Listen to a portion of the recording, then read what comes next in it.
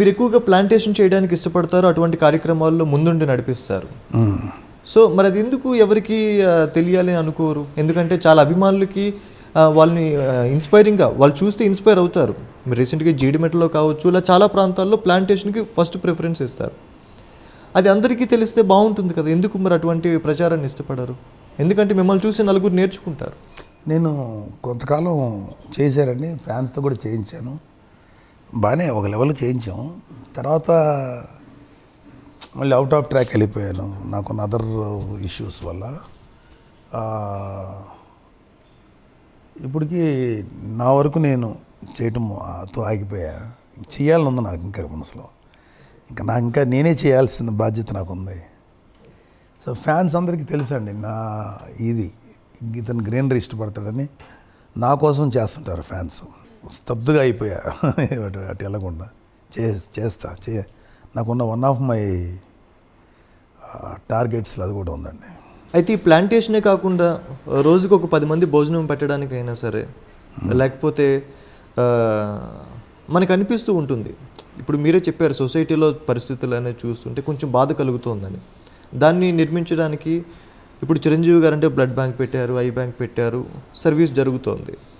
మరి నాగబాబు గారికి సంబంధించి కూడా అరే సొసైటీకి ఇది అందించాలి, ఇదేమైనా మీకు డ్రీమ్గా ఏమైనా ఉందంటారా? ఇటువంటి ఒక పెద్ద ప్రాజెక్ట్ తీసుకోవాలి, ఒక వినూత్న మార్పు తీసుకురావాలి. నాకు ఒక ఎడ్యుకేషన్ ట్రస్ట్ స్టార్ట్ చేయాలండి, అదర్ దాన్ ఈ గ్రీనరీ డెవలప్మెంట్తో పాటు. సో నేను అది కూడా ఫ్యాన్స్కి, వాళ్ళ ఫ్యామిలీస్కి, పిల్లలకి బాగా బ్రిలియంట్ స్టూడెంట్స్ ఉంటే వాళ్ళకి ఏదన్నా ఉపయోగపడేలాగా అమ్మ నాన్న పేరు మీద చేయాలండి. అదొకటి కొంచెం మైండ్లో ఉంది. అదొకటి అంటే నేను అంత భారీ ఎత్తున చేసేంత ఎకనామికల్ రిసోర్సెస్ లేవు, కానీ నా స్థాయికి తగ్గట్టు నేను చేయడానికి ప్లాన్ జరుగుతుందండి. సామాన్యుడు తన బతికేదో తను బతుకుతున్నాడు, ఎవరు వాళ్ళకి తగ్గట్టుగా వాళ్ళు బ్రతుకుతున్నారు. కానీ పాలిటిక్స్ అనేవి సొసైటీపై ఏ విధంగా ప్రభావితం చూపుతోంది? ఇవాళ రాజకీయానికి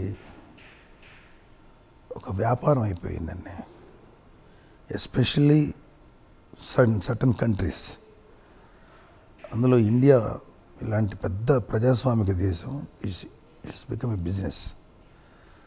అంటే ఒకడు డబ్బు ఇన్వెస్ట్ చేసి ఒక ఎమ్మెల్యే గానో ఎంపీ గానో లేకపోతే ఒక జిల్లా పరిషత్ చైర్మన్ గానో చేసి తద్వారా డబ్బు సంపాదించి ఆ డబ్బును మళ్ళీ నెక్స్ట్ ఎలక్షన్స్ ఉపయోగిస్తూ ఈ డబ్బుతోటి డెవలప్ అవుతూ, ఇదే తప్ప రాజకీయాల్లోకి వచ్చేటప్పటికి ఎవరికి కూడా ఉన్నతమైన ఆశయాలతోటి చాలా తక్కువ మందే ఎంటర్ అవుతున్నారండి.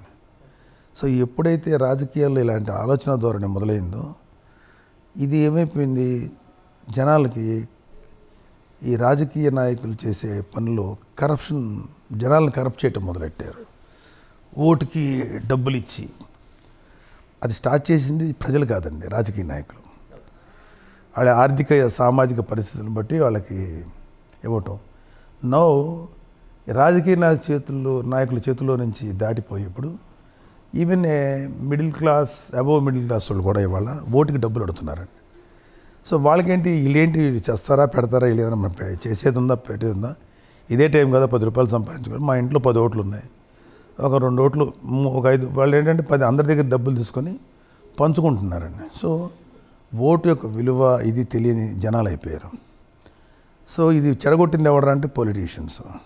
ఇప్పుడు పొలిటీషియన్స్ చేయి దాటిపోయి మంచిగా చేద్దామన్నా వినే జనాలకు లేకుండా వెళ్ళిపోయారు. ఇప్పుడు జనాల్లోనే మార్పు రావాలండి.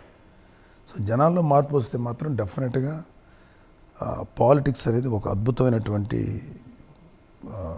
వృత్తి అంటారా, లేకపోతే ఒక నోబుల్ వర్క్ అండి. అంటే నిజంగానే స్వార్థం లేకుండా కంట్రీని, రాష్ట్రాన్ని, ఆ ఊరిని, జిల్లాని, సిటీని, ఆ ప్రాంతాన్ని బాగు చేసుకోగలిగే సత్తా వాళ్ళకే ఉంటుంది. Because they have so much of funds.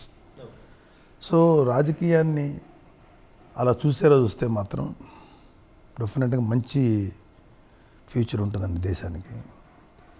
So but మారుతున్నాయండి రాజకీయాలు కూడా. ఇప్పుడు కొంచెం ఇదివరకున్నంత స్వార్థపూరిత రాజకీయాల్లో నుంచి నెమ్మది కొంచెం మంచిగా చేద్దామనే వాళ్ళు కూడా స్టార్ట్ అయ్యారు. అంటే మీకు నచ్చిన పొలిటీషియన్ ఎవరండి గతంలోనూ ఇప్పుడు? అంటే ఏ విధంగా అండి? ఏ విధంగా అంటే ఇప్పుడు మీరు చెప్పారు కదండి, ఈ ఈ పొల్యూషన్ లేకుండా, అంటే ఓట్లు కొనుక్కునే పరిస్థితి లేకుండా సొసైటీకి ఏదైనా చేయాలి అని ఒక తపనతో వచ్చి ఏదైనా చేసి వెళ్ళిన వాళ్ళు. నాకు ఓల్డెన్ డేస్లో ఉండే అంటే గాంధీ, నెహ్రూ గారు, వీళ్ళందరూ, పటేల్, ప్రకాశం పంతులు గారు, ఇలాంటి వాళ్ళందరూ. అలాగే రీసెంట్గా చెప్పాలంటే ఆయన యాంటోనీ గారు ఉన్నారు, ఓకే, కాంగ్రెస్ యాంటోనీ గారు, మన్మోహన్ సింగ్, తర్వాత ఈయన చనిపోయిన మన పివి నరసింహరావు గారు. దేర్ ఆల్ జెన్యూన్ పొలిటీషియన్స్ అండి. ఓకే, అంటే చాలా మంచి సేవ చేద్దాం అనుకునే తత్వం కలిగిన వాళ్ళు. ఇప్పుడు ప్రజెంట్ దీంట్లో చూసుకుంటే నాకు మా తమ్ముడే మోస్ట్ ఫేవరబుల్ పొలిటికల్ లీడర్ అండి. మరి చిరంజీవి గారు? చిరంజీవి గారు కూడా ఇష్టమేనండి, బట్ ప్రస్తుతం లేరు కాబట్టి ఆయన పేరు చెప్పలేదు. ఓకే, ప్రస్తుతానికి రాజకీయంగా ఆయన యాక్టివ్గా లేరు కాబట్టి ఆయన పేరు చెప్పట్లేదు. ఆయన ఉన్నా కూడా ఆయనతో పాటు కళ్యాణ్ బాబు పేరు కూడా చెప్పేవాడు అండి. ఎందుకంటే కళ్యాణ్ బాబు బాగా వెల్ రెడ్ పర్సన్ అండి, బాగా చదువుకున్నాడు, బాగా చేయాలి ఈ దేశానికి లేకపోతే రాష్ట్రానికి అనే ఒక బర్నింగ్ యాటిట్యూడ్, బర్నింగ్ విష్ ఉన్న వ్యక్తురాడు. ఓకే, సో నాకు ఇప్పుడు ప్రజెంట్ ఉన్న పొలిటీషియన్స్లో చూస్తే పాపులారిటీ వైస్ ప్రతి పార్టీలోనూ మంచి వ్యక్తులు ఉండే ఉంటారు, వాళ్ళు ఇంత పాపులర్ కాల. ఇప్పుడు పాపులర్ అయిన వ్యక్తుల్లో తీసుకుంటే అటు వైఎస్ఆర్సీపీ కానీ, ఇటు టీడీపీ కానీ, జనసేనలో కానీ, ఎనీ అదర్ పార్టీ ఆ మాటకు వస్తే నాకు కళ్యాణ్ బాబు ఒక్కడే ఒక ఫ్యూచర్కి ఒక ఆశాజనకంగా ఉండే ఒక లీడర్ మన స్టేట్కి ఉన్నాడనే నమ్మకం కలుగుతుందండి. Okay, is the only hope of Andhra Pradesh, నా personal feeling. Not as a brother అండి, బ్రదర్గా నేను చెప్పాలంటే బాగుండదు, కానీ యాజ్ ఏ అబ్జర్వర్గా అంతకంట బెస్ట్ పర్సన్ ఎవరు దొరకరండి. ఓకే, మరి మీరు ఇప్పుడు పాలిటిక్స్లో ఈ యాక్టివ్ రోల్ పార్టిసిపేట్ చేస్తారు? నేను ఆల్రెడీ ప్రజారాజ్యం అప్పుడు చాలా యాక్టివ్గా తిరిగానండి. తర్వాత ఇప్పుడు ప్రస్తుతానికి పొలిటికల్గా నేను ఇన్యాక్టివ్గా ఉన్నా బికాజ్ ఆఫ్ మై ఏజ్ కానీ, లేకపోతే పీస్ ఆఫ్ మైండ్. ఇంకా చేసాను కొంతకాలం పాటు, 3-4 ఏళ్ళు యాక్టివ్గా ఉన్నాను. ప్రస్తుతానికి ఆ పొలిటికల్ దీనికి దూరంగానే ఉన్నానండి. ఓకే, బట్ ఆశపడుతున్నా దూరంగా ఉండి ఎవరన్నా మంచోళ్ళు వస్తారా దేశానికి, రాష్ట్రానికి అనే ఆలోచనలో. నాగబాబు గారు, మీరు మొదటి నుంచి మాట్లాడుతూ అంటే ఏదైనా వర్క్ స్టార్ట్ చేసి కొంతవరకు స్టార్ట్ చేయడం, తర్వాత ఇన్యాక్టివ్ అయిపోవడం, అంటే యాక్టివ్ ఇన్యాక్టివ్ అనేది మొదటి నుంచి అన్ని విషయాల్లోనూ చెప్పుకొస్తున్నారు కదా, ఎందుకు అలా జరుగుతుందంటారు? ఎందుకు ఒక వేలో ఒక స్ట్రైట్గా వెళ్ళొచ్చు కదా? ఫస్ట్ పిఆర్పి అప్పుడు యాక్టివ్గానే ఉన్నాను. తర్వాత నా ప్రొఫెషన్కి వచ్చేటప్పటికి నేను దూరం అయిపోయాను. ఓకే, ఫ్యామిలీని కేర్ చేయాల్సిన అవసరం, అలాంటి అవసరాలు ఏర్పడినాయి. సో దట్ పాలిటిక్స్కి టెంపరీగా దూరం అయ్యానండి. దూరం అయిన తర్వాత మళ్ళీ ప్రొఫెషన్లో కొంచెం దెబ్బతినిన తర్వాత అసలు personal life is more important than politics అయిపోయింది. అలాంటి పరిస్థితులు వచ్చినాయి. ఓకే, సో అన్నీ వదిలేసుకొని పర్సనల్ లైఫ్ బిల్డప్ చేసుకుంటా ఇటువైపు ఉండిపోయాను. ఓకే, గత 10 ఏళ్ళ నుంచి అదే అయిపోయింది. సో అందుకని పాలిటిక్స్ వైపు వెళ్ళలేదు ఇక. ఓకే, సరే కళ్యాణ్ బాబు వెళ్ళాడు కాబట్టి నేను కూడా వెళ్ళాలి అనేది రాలేదు నాకు. ఎందుకంటే కళ్యాణ్ బాబుని ఇండివిజువల్గానే ఉంచాలి అతన్ని. మేము కూడా దాంట్లో దూరిపోయి ఓకే, ఒక ఫ్యామిలీ పార్టీ అనే ఫీలింగ్ రాకుండా ఉండాలని చెప్పి నా వరకు ఫీలింగ్ అండి. అందుకని నేను జనసేన కూడా దూరంగా ఉన్నాను. But I'm still A sympathiser of Janasena, okay, but I'm not a member in Janasena. Okay, so it is మా తమ్ముడు పెట్టాడు పార్టీ, అంతే, చాలు. ఓకే, మేము కూడా వెళ్ళిపోయే దాంట్లో కలదిరిగేద్దామనే ఆలోచన లేదండి. మీకు ఎప్పుడైనా అనిపించిందా? అంటే ఇప్పుడు చిరంజీవి గారు ప్రజారాజ్యం పెట్టారు, పవన్ కళ్యాణ్ గారు జనసేన పెట్టారు, ఇదంతా ఓకే. అసలు ఈ పార్టీలు ఇది అసలు ఈ టాపిక్కే లేని సందర్భంలో నేను కూడా ఒక పొలిటికల్ పార్టీ పెడితే బాగుంటుంది, ఈ విధంగా ఉంటే బాగుంటుంది అంటే పెట్టేవాళ్ళ మీరు ఎప్పుడైనా? అలాంటి ఆలోచన ఎప్పుడైతే రాలేదు, పొరపాటును కూడా రాలేదు. అంత ఆలోచన పొలిటికల్గా పెట్టాలని ఆలోచన రాలేదు. పిఆర్పి అప్పుడైతే అన్నయ్య లాంటి పెడితే బాగుండు, ఎందుకంటే ఒక చరిష్మా ఉన్న వ్యక్తి పెడితే ఉండే లుక్ వేరు. అప్పుడు అన్నయ్య గారికి ఉన్న ఆలోచనలతో పాటు కళ్యాణ్ బాబు నేను కూడా అన్నయ్య గారితో డిస్కషన్స్ చేసి పొలిటికల్గా ముందుకెళ్తే బాగానే ఉంటుంది మనం అనేది వచ్చింది. సపరేట్గా పెట్టాలని నేను అనుకున్నాను. అన్నయ్య గారితో చేయిద్దాం, ఆయనకి ఎలాగో పేరు ఉంది, చరిష్మా ఉంది, ఆయన కూడా ఆలోచన ఉంది కాబట్టి మేము అందరం ఆయన ఎంకరేజ్ చేసాము. మీరు అసలు దేవుణ్ణి నమ్ముతారా, లేదా మీ వ్యక్తిని నమ్ముతారా, అంటే మీకు సన్నిహితంగా ఉండే వ్యక్తులను నమ్ముతారా, లేదా మీ కుటుంబాన్ని నమ్ముతారా, లేదా మీ మీదే మీరే డిపెండ్ అయి ఉంటారు? ఈ గాడ్ సంబంధించి చాలాసార్లు నమ్మి కొంతకాలం, నమ్మక కొంతకాలం, నమ్మి కొంతకాలం, నమ్మక కొంతకాలం ఇలాంటి ట్రావెల్ చేశాను. అన్నీ యాక్టివ్ ఇన్యాక్టివ్. ఇన్యాక్టివే. సడన్గా ఇది రాంగ్ అనిపించేది, తర్వాత నన్ను సడన్గా ఇది రైట్ అనిపించేది. సో అనేక రకాలుగా ఇదయింది. ఎట్ ప్రజెంట్ అయితే I don't believe in god అండి. అంటే రెస్పెక్ట్ చేస్తారు? I respect 100%. I respect religion. So ఈ belief I system, respect rituals. Okay, పండగలకి ఆటికి ఇటికి నేను కూర్చుంటాను. అంటే నేను ఎవరిని డిస్రెస్పెక్ట్ చేయను. అండ్ నాకు రాముడు, కృష్ణుడు అన్న ఇష్టం.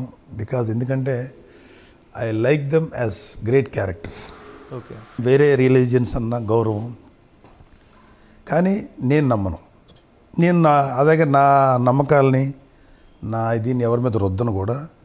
ఎదుటి వాళ్ళు స్పిరిచువల్గా సంబంధించిన విషయం చెప్తే వింటాను. నేను బుక్స్ చదువుతాను, స్పిరిచువల్ బుక్స్, మంచి మంచి బుక్స్ చదువుతాను. భగవద్గీత లాంటివి చదువుతాను, యోగ వాసిష్టం లాంటివి చదువుతాను, అన్నీ చదువుతుంటాను. But I will read it in other perspective. Knowledge gain కోసం చదువుతాను. సో దేవుడు అనే కాన్సెప్ట్ని నేను నమ్మనండి. అంటే మీ దృష్టిలో గత జన్మ, పునర్జన్మ అనేవి అవన్నీ నాన్ సెన్స్ అండి. అవి ఓకే, అసలు అన్నీ అబద్ధాలే. అవన్నీ కూడా ఒక రకమైన సైకలాజికల్ ప్రాబ్లమ్స్ నా feeling.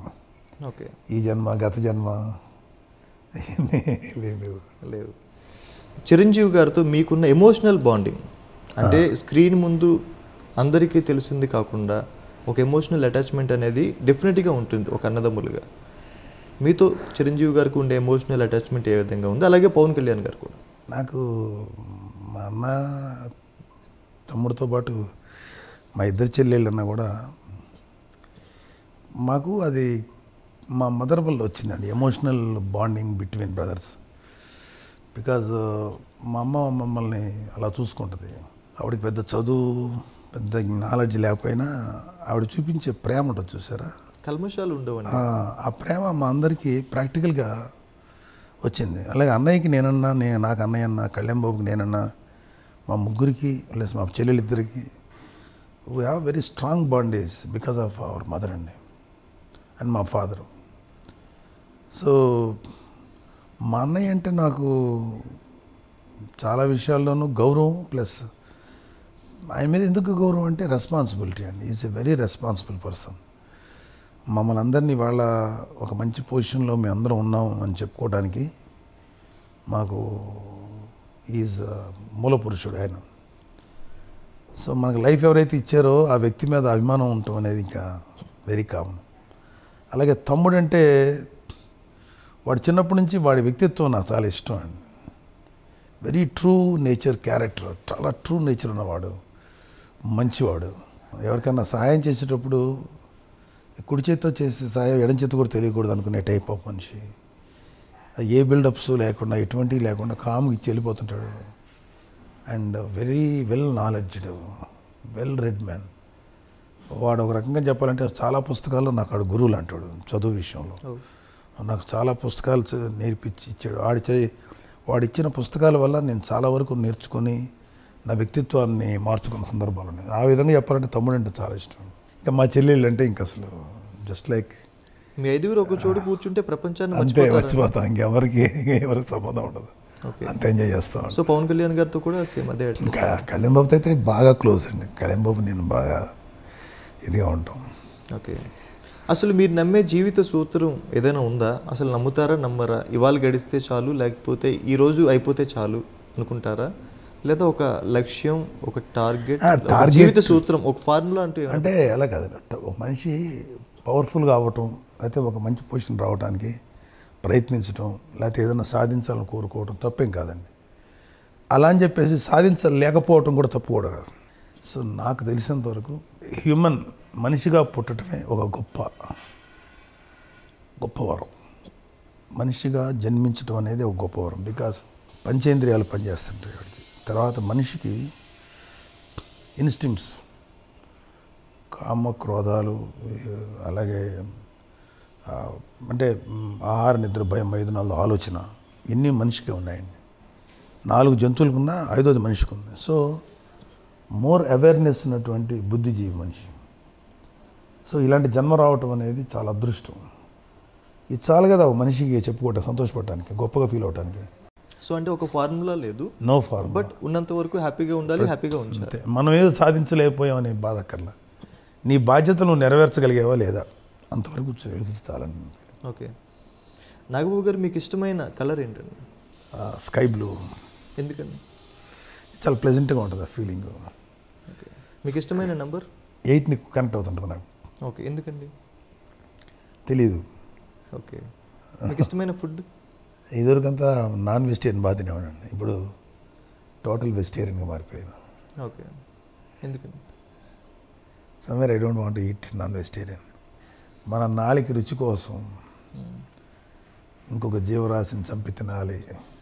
Somewhere I felt it cruel. Okay. So 6 ఏళ్ళు మానేశాను. మానేసిన తర్వాత ఏదో భయంకరమైన ఫ్రస్ట్రేషన్ వచ్చి మళ్ళీ తింటూ మొదలెట్టా. 2 ఏళ్ళు తినేసాను. మళ్ళీ అసలు ఇవన్నీ వేస్ట్.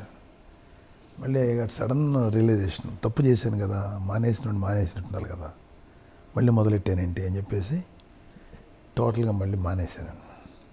ప్రస్తుతానికి వెజిటేరియన్, ఆల్మోస్ట్ వేగన్ లాగా బతుకుతున్నాను. మీకు ఇష్టమైన కాస్ట్యూమ్? నాకు క్యాజువల్స్ అండి, just jeans pant, plain shirt. మీకు ఇష్టమైన ప్లేస్? న్యూజిలాండ్. న్యూజిలాండ్ ఎందుకండి? అది చాలా బాగుంటుందండి. అంతేనా? Very pleasant. అవును, ఏదో ఇంటర్వ్యూలో కూడా చెప్పారు, న్యూజిలాండ్లో వెళ్ళి అక్కడే స్థిరపడిపోవాలి, లేదా అక్కడ ఉండిపోవాలి ప్రశాంతంగా. అవును, ఒకప్పుడు అలా ఉండేది, మిగతా జీవితం అలా ఉండేది. చాలా బాగుంటుందండి, వెరీ గుడ్ ప్లేస్ అండి. ఓకే. అంటే మీకు తెలియకుండానే మీకు అనిపిస్తుందా, ఐ మీన్ వైలెన్స్ని, అసలు జీవహింసని, లేకపోతే ఈ పొల్యూషన్ని, ఇదంతా వదిలేసి ఐ మీన్ ఒక ప్రశాంతమైన వాతావరణంలో ఉండి ఒక యోగా చేసుకుంటూ ఎక్కడో లోకాల్లో తేలిపోతున్నాను అన్న ఫీలింగ్లోకి మీరు ఫైనల్గా వచ్చేస్తున్నట్టున్నారు? అలా వస్తే భలే ఉంటుందండి. బట్ మీరు చేస్తున్నవన్నీ, మీరు వచ్చే దారి అంతా అలా, నాకు ఒక వే అలా లేదంటున్నారు. కానీ మీరు అట్లా ఉందో నాకు మంచి అలాంటి న్యూజిలాండ్ లాంటి ప్రదేశంలో అలా ప్రశాంతంగా జీవించాలని కోరిక ఉంది. కాకపోతే బాధ్యతలు ఉన్నాయి కదండి, అవన్నీ నెరవేర్చుకోవడానికి అవి అడ్డం వస్తున్నాయి. ఓకే. నేను ఒక పదంలో ఒక క్వశ్చన్ అడుగుతాను, మీరు ఒక పదంలో ఆన్సర్ చెప్పడానికి ప్రయత్నించండి. చిరంజీవి.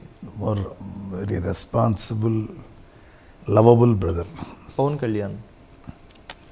Sweet brother. మీ sisters. Lovable. Politics. Responsible. CM పదవి. Very responsible. సొసైటీ. చేంజ్. దేవుడు. నథింగ్. పిల్లలు. రెస్పాన్సిబిలిటీ. ఫైనల్గా అంతర్ముఖం. It's interesting.